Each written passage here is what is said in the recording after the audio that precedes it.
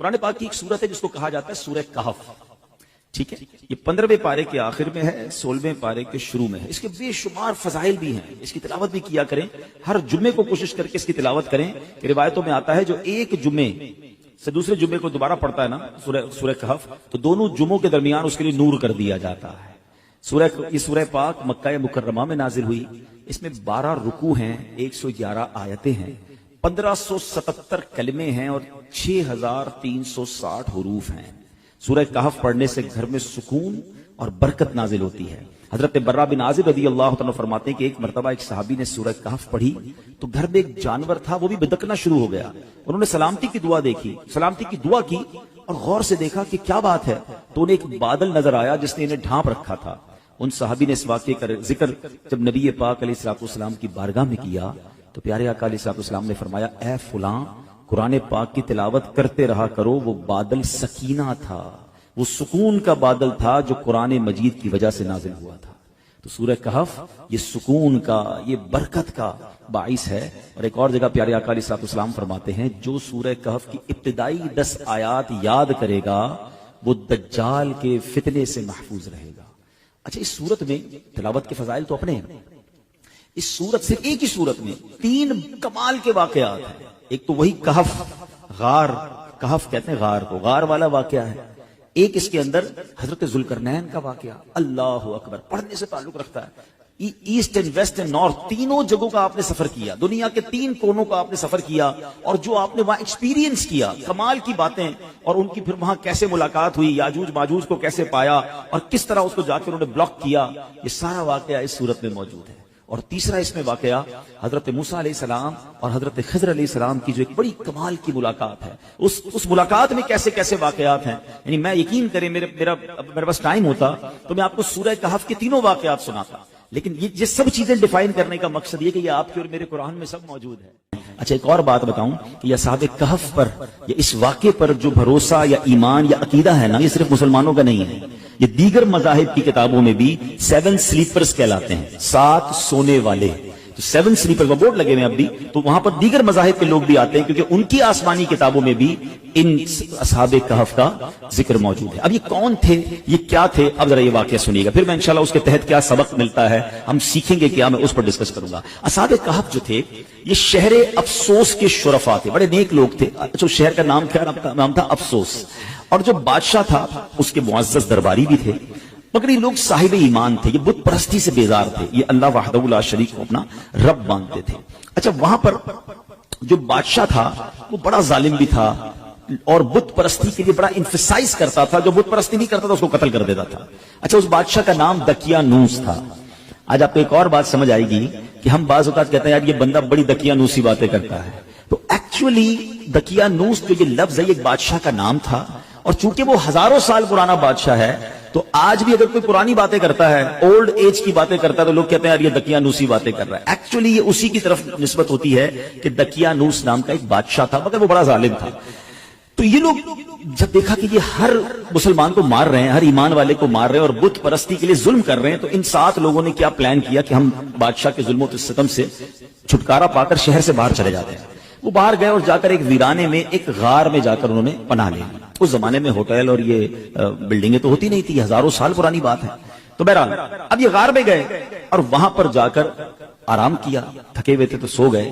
اللہ کی شان یہ ہے کہ وہ تقریباً 300 برس سے زیادہ عرصے کے لیے سو گئے. یہ سوئے تو اٹھے ہی نہیں. اللہ اکبر. اچھا, ادھر حالات بدلتے رہے. بادشاہ کو جب پتا چلا کہ یہ لوگ غار کے اندر ہیں اور یہ مجھ سے چھپ کر گئے ہیں, بڑا ناراض ہوا اور اس نے اپنے ایک بندے کو بھیجا کہ جاؤ اس غار پر ایک دیوار بنا کے اس کو بند کر دو, یہ اندر ہی بھوکے پیاسے مر جائیں. جس بندے کو یہ آرڈر دیا گیا تھا نا وہ تھوڑا سا خدا ترس آدمی تھا.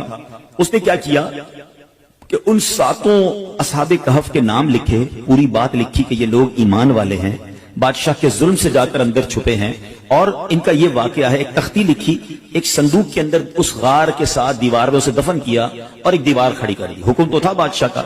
اب باہر والے لوگ یہ سمجھے کہ یہ بھوکے پیاسے اندر مر گئے. بہرحال ادھر بادشاہ کا انتقال ہوا, پھر دوسرا بادشاہ آیا, تیسرا بادشاہ, دور بدلتا گیا. اور یہاں جناب یہ سوئے ہوئے ہیں. آفٹر 300 years کیا ہوا کہ ایک اور بادشاہ آیا جس کا نام تھا بیدروس. وہ بڑا نیک دل بادشاہ تھا, ایمان والا بادشاہ تھا, اللہ پر ایمان لاتا تھا. مگر اس کے دور میں ایک عجیب و غریب فتنہ کھڑا ہوا. کچھ لوگوں نے یہ معاذ اللہ کہتے کہ شک پیدا کرنا شروع کر دیا, کمپلین کرنا شروع کر دی, آرگیومنٹ شروع کر دیا کہ مرنے کے بعد اللہ دوبارہ پیدا نہیں کر سکتا, یعنی مرنے کے بعد دوبارہ کوئی زندگی نہیں ہے. اب بادشاہ بڑا نیک دل آدمی, سمجھاتا لوگوں کو, لوگ اس کی بات کم سنتے, اس فتنے کی بات زیادہ سننے لگے. تو بادشاہ تہجد کی نماز میں رو رو کے اللہ سے دعا کرتا کہ میرے مولا کوئی ایسی نشانی عطا کر دے, کوئی ایسا اشارہ عطا کر دے کہ لوگوں کو سمجھ آ جائے کہ تم مرنے کے بعد دوبارہ زندہ کیسے کرے گا. اللہ کی شان دیکھیں, اس بادشاہ کے وہم و گمان میں بھی نہیں ہے کہ کوئی غار ہے اس کے شہر کے قریب جہاں کچھ لوگ سوئے ہوئے ہیں. سینکڑوں سال گزر گئے نا. اب اللہ کی شان دیکھیں اس بادشاہ کی, وہ گریہ بازاری, وہ دعائیں کیسی رنگ لائیں کہ ایک چرواہا جو تھا بکریاں چراتے چراتے اس غار کے قریب پہنچا. اب غریب پہنچا تو دیوار 300 سال پرانی ہو گئی تھی, تو دیوار دھڑام سے گری. جیسی غار کے اندر اس نے دیکھا تو وہ گھبرا کر دوڑ پڑا. اچھا یہاں جیسی دیوار گری تو ان بندوں میں سے وہ 7 افراد اٹھ گئے. اچھا وہ اٹھے تو وہ سمجھے ہم 2 4 6 گھنٹے 8 گھنٹے سو کر اٹھے, ٹھیک ہے نا. انہوں نے نماز وغیرہ پڑھی, اب کا بھوک لگ رہی ہے. تو ایک ساتھی کو کہا ذرا جانا باہر اور دیکھ بھال کر بادشاہ دقیانوس کے سپاہی کہیں پکڑ نہ لیں, کھانا لے کر آ گئے. وہ بندہ چھپتے چھپاتے بازار گیا تو سارے بازار کا ماحول ہی الگ, عمارتیں الگ. بہرحال اتنا اس کو خیال نہیں آیا. اس نے جا کر ایک دکاندار نان بھائی جو روٹی بیچنے والا تھا, اس کو اس نے پیسے دیے کہ مجھے کچھ روٹیاں چاہیے. تو نان بھائی نے جب وہ پیسے دیکھے کہا یہ سکے کہاں سے آ گئے, یہ تو کرنسی ختم ہو گئی تھی, 300 سال پرانی کرنسی تھی. تو کہا یہ پیسے تو ہمارے یہاں نہیں چلتے, کس زمانے کے پیسے لے کے آئے؟ بھائی یہی تو پیسے ہیں, کل تو ہم نے پیسے لے کے غار میں گئے, آج تمہیں دے رہے, تم کہہ رہے پیسے نہیں چلیں گے. اچھا یہ بتاؤ دقیانوس بادشاہ کہاں ہے آج کل؟ وہ جو اصحاب کہف میں سے ایک بندہ تھا وہ پوچھتا ہے کون دقیانوس, اس زمانے کا تو کوئی بادشاہ یہاں پر نہیں ہے. اب وہ حیران کہ بادشاہ کل تو ہم جا کے غار میں گئے, آج بادشاہ کی کوئی پہچان نہیں رہا, کرنسی ہماری چل نہیں رہی. ادھر وہ نان بھائی سمجھ گیا کہ یہ سینکڑوں سال پرانی کرنسی ان کے پاس ہے, ان کو لگتا ہے کوئی خزانہ مل گیا ہے. تو انہوں نے پکڑ کر اس بندے کو جو اصحاب کہف میں سے تھے پولیس والوں کے یا حکام کے حوالے کر دیا. وہ حکام انہیں بادشاہ کے پاس لے گئے. بادشاہ کو جب یہ سارا واقعہ پتا چلا, اس نے کہا ہم تو دقیانوس بادشاہ کے زمانے کے لوگ ہیں, ہم تو سوئے اٹھے تو آپ بتا رہے ہیں کہ وہ بادشاہ بھی نہیں ہے, پیسے بھی یہ نہیں چل رہے, یہ زمانہ کون سا ہے؟ تو بادشاہ نے معلوم کیا تو پتا چلا کہ یہ 300 سال پرانی بات کر رہے ہیں. یہ کیسے پاسبل ہے کہ بندہ بھی جوان ہے, بوڑھا بھی نہیں ہوا, اور 300 سال پرانی بات کر رہا ہے. کہ میں اکیلا نہیں ہوں, 7 6 اور بھی ہیں. کدھر ایک غار میں ہے. چلو اب بادشاہ نے پورا لشکر لیا.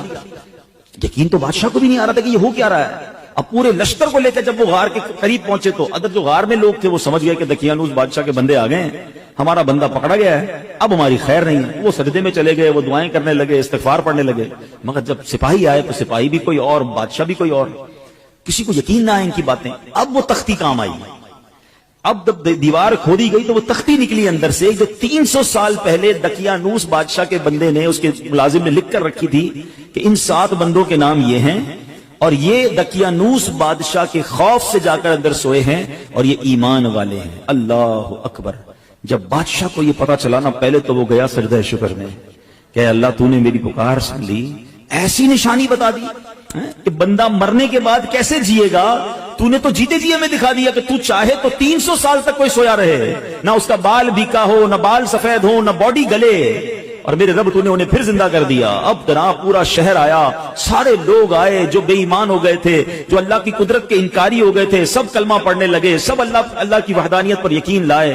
سبحان اللہ. اب یہ جو اصحاب کہف تھے, سبحان اللہ, یہ لوگ جو تھے جب انہوں نے دیکھا کہ اب ماشاءاللہ سب لوگ ایمان لے آئے ہیں اور یہ کام سارا ہو گیا ہے, تو پھر انہوں نے کہا کہ اے بادشاہ ہم اللہ کے تمہیں سپرد کرتے ہیں, تمہارا کام ہو گیا. یہ پھر غار کے اندر گئے اور پھر سو گئے, اور اللہ نے اسی حالت میں انہیں وفات دی.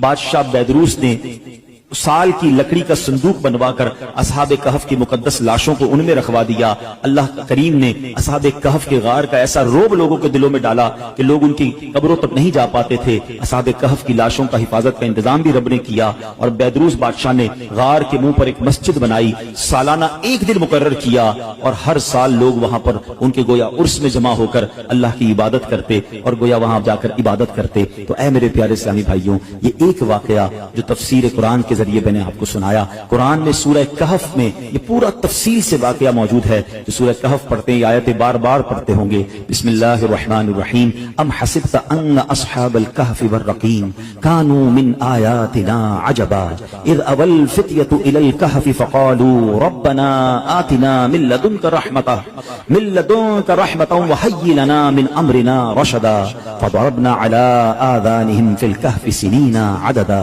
ثم بعثناهم لنعلم أي الحزبين أحصى لما لبثوا أمدا نحن نقص عليك نبأهم بالحق إنهم فتية آمنوا بربهم وزدناهم هدى. کیا تمہیں معلوم ہوا, ترجمہ کنز الایمان سنیں, کیا تمہیں معلوم ہوا کہ پہاڑ کی کھو اور جنگل کے کنارے والے ہماری ایک عجیب نشانی تھے. جب ان جوانوں نے غار میں پناہ لی پھر بولے اے ہمارے رب ہمیں اپنے پاس سے رحمت دے اور ہمارے کام میں ہمارے لیے راہ یابی کے سامان کر, تو ہم نے اس غار میں ان کے کانوں پر گنتی کی کئی برس تھپکا. پھر ہم نے انہیں جگایا کہ دیکھیں دو گروہ میں کون ان کے ٹھہرنے کی مدت زیادہ ٹھیک بتاتا ہے.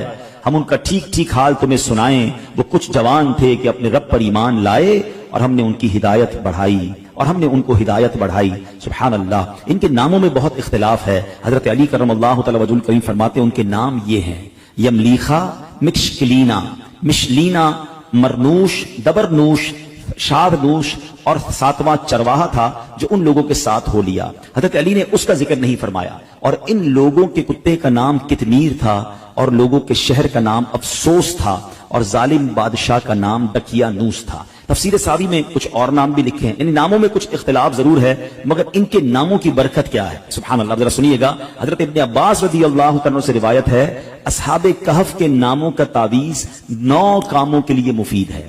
بھاگے ہوئے کو بلانے کے لیے اور دشمنوں سے بچ کر بھاگنے کے لیے.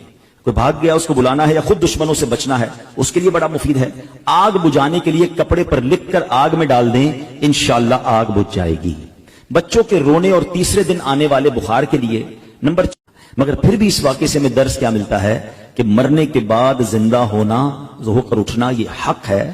اور اصحاب کہف کے اس واقعے سے گویا رب نے ایک اور قدرت کا نظارہ ہمیں دکھایا سبحان اللہ. اور ایک اور بڑی پیاری بات پتہ چلی کہ جب بندہ اپنے ایمان کو بچا کر, اپنے دین کو بچا کر, اپنے آپ کو گناہوں سے بچا کر کسی سفر پر نکل جاتا ہے, کسی جگہ ہجرت کر جاتا ہے, وطن چھوڑتا ہے, پھر اللہ اس کی غیب سے مدد فرماتا ہے. اور ایسی مدد فرماتا ہے کہ عقل بھی کام نہیں کرتی. دیکھیں نا 300 سال غار میں اللہ نے حفاظت کی کیونکہ ایمان کی فکر تھی. کیا آج کے دور میں ہمیں ایمان بچانے کی فکر ہے؟ ہم تو بے ایمانوں کی دوستی میں بھی خوش ہیں. لوگ کہتے ہیں کوئی بات نہیں میرا ایک دوست ہے بد مذہب ہے مگر میں پکا ہوں, میں بیٹھتا ہوں اس کے ساتھ, میں سنتا ہوں اس کی باتیں لیکن میں پکا ہوں, میں بیٹھتا ہوں. اللہ اکبر. ہمارے بزرگ وطن چھوڑ گئے, جان تکلیف میں ڈال دی مگر بے ایمانوں کی صحبت میں نہ بیٹھے. ابھی آئے گا نا ماہ رمضان تو کچھ شروع ہو جائیں گے سوشل میڈیا پر, ماہ مفسرین بن جاتا ہے نا, ہر بندہ قرآن کی تفسیر اپنی مرضی سے کر رہا ہوتا ہے. اپنے حساب سے جناب قرآن کھولیں گے, کوئی پینٹ شرٹ پہن کے قرآن سمجھا رہا ہوگا, کوئی داڑھی منڈا قرآن سمجھا رہا ہوگا, کوئی رمضان ٹرانسمیشن کے نام پر آپ کو بے وقوف بنائے گا. لوگ سب کی بھی سنیں گے. اللہ کے بندو یہ ایمان کے بعض اوقات لوگ ڈاکو ہوتے ہیں. ہمیں قرآن سیکھنا ہے مگر عالم دین سے سیکھنا ہے نا, مفسر قرآن سے سیکھنا ہے. ایک صحیح العقیدہ عاشق رسول عالم دین سے سیکھنا ہے کہ ہر کسی سے سیکھنا ہے. لیکن نہیں یار بس وہ ہر کسی کو سوشل میڈیا کا شوق ہے, میں آج اس کی سن رہا ہوں کل اس کی سن رہا ہوں, پھر پریشان بھی رہتے ہیں. ہمارے پاس آتے بھی ہیں کہ مولانا صاحب یہ میں نے سنا تھا, میں کنفیوز ہوں. بھائی کس سے سنا تھا؟ یار وہ فلاں سے سنا تھا. پہلے اس نے کہاں سے سنا یہ تو پوچھ کے آؤ. کبھی کسی موچی سے کپڑے سلوائے آپ نے کہ یار جوتے بڑے اچھے سیتا ہے, کپڑے بھی اسی سے سلوا لوں. آپ کہیں گے نہیں یار موچی کا کام جوتے سینا, درزی کا کام کپڑے سینا ہے. ڈاکٹر آپ کا یار علاج بڑا اچھا کرتا ہے, آپ کہتے ہیں یار ڈاکٹر علاج بڑا اچھا کرتا ہے, گھر بھی اسی سے بنوا لیتا ہوں, گھر بھی اچھا بنا دے گا. ڈاکٹر کا کام علاج کرنا ہے, بلڈر کا کام گھر بنانا ہے. دنیا کا ہر کام ہم اس کے ایکسپرٹ سے کرواتے ہیں, سیکھتے ہیں, مگر دین جس کی مرضی ہے وہ سکھائے اور ہم بیٹھ کے سن رہے ہوتے ہیں. نہ کریں ایسا. آپ اصحاب کہف کے اس واقعے سے سمجھو کہ ایمان کی اہمیت کیا ہے. سید اعلیٰ حضرت نے 100 سال پہلے سمجھایا. کیا فرمایا؟ سونا جنگل رات اندھیری, چھائی بدلی کالی ہے, سونے والو جاگتے رہیو چوروں کی رکھوالی ہے. آنکھ سے کاجل صاف چرا لیں, یہاں وہ چور بلا کے ہیں, تیری گٹھڑی تاکی ہے اور تو نے نیند نکالی ہے. اب یہ محاورہ کتنا کمال کا ہے, آنکھ سے کاجل چرانا. کیسے؟ کاجل تو آنکھ کے اندر ہی ہوتا ہے. اعلیٰ حضرت کہتے ہیں اتنے شاطر ہیں, اتنے مکار ہیں کہ تمہیں پتہ بھی نہیں چلے گا اور تمہاری آنکھ سے کاجل چرا لیں گے. قرآن کے نام پر تمہارا ایمان چھین لیں گے, تفسیر کے نام پر دین کی بات کرنے آئیں گے اور تمہارا ہی دین لے کے چلے جائیں گے, تمہارے عقیدے میں وسوسے کی سوئی چبو کے چلے جائیں گے. تو یہ سمجھنا ہے کہ میں نے اپنے دین کی, اپنے ایمان کی حفاظت کیسے کرنی ہے. اور سبحان اللہ ایک اور بات یہ پتا چلا کہ بیدروس بادشاہ نیک دل مسلمان تھا نا، اچھا قرآن میں واقعہ موجود ہے نا، اس نے کیا کیا کہ ایک دن مقرر کیا سال کا، اور بزرگوں کے مزار کے پاس جا کر پورا سال میں ایک دن مقرر کر کے لوگ وہاں جاتے تھے، گویا ان کا عرس مناتے تھے، وہاں عبادت کرتے تھے، رب کی عبادت کرتے تھے۔ تو پتا چلا کہ آج بھی اگر بزرگان دین کے مزارات پر کوئی سال میں ایک دن مقرر کر کے اللہ کی عبادت وہاں کی جائے اور ان کا عرس منایا جائے، فاتحہ پڑھی جائے، تو اس میں کوئی حرج نہیں ہے۔ اصحاب کہف کا یہ واقعہ ہی ہمیں یہ سبق دے رہا ہے، قرآن ہمیں یہ بتا رہا ہے، سبحان اللہ۔ تو بہرحال میرے پیارے اسلامی بھائیوں، یہ ایک واقعہ بیان کرنے کا مقصد یہ تھا کہ قرآن میں کیسے کیسے خزانے موجود ہیں۔ تو پلیز اس رمضان میں صرف قرآن پاک کی تلاوت نہیں کرنی، قرآن پاک کو انڈرسٹینڈ کرنے کی طرف بھی آئیں۔ اللہ کی رحمت سے دعوت اسلامی کے ماحول میں ہمیں تفسیر قرآن صراط الجنان بڑی آسان اردو زبان میں دے دی گئی ہے، اس کو پڑھیں، پڑھ نہیں سکتے تو اس کی آڈیو جاری کر دی گئی ہے، سننا شروع کر دیں۔ آپ دیکھتے ہوں گے دعوت اسلامی والے تو پورا سال ہی فجر کی نماز کے بعد مسجدوں میں تفسیر قرآن کچھ ایک دو صفحے پڑھ کے سناتے ہیں، کیوں؟ تاکہ روز کچھ نہ کچھ قرآن جو ہے وہ ہمارے دل میں اتر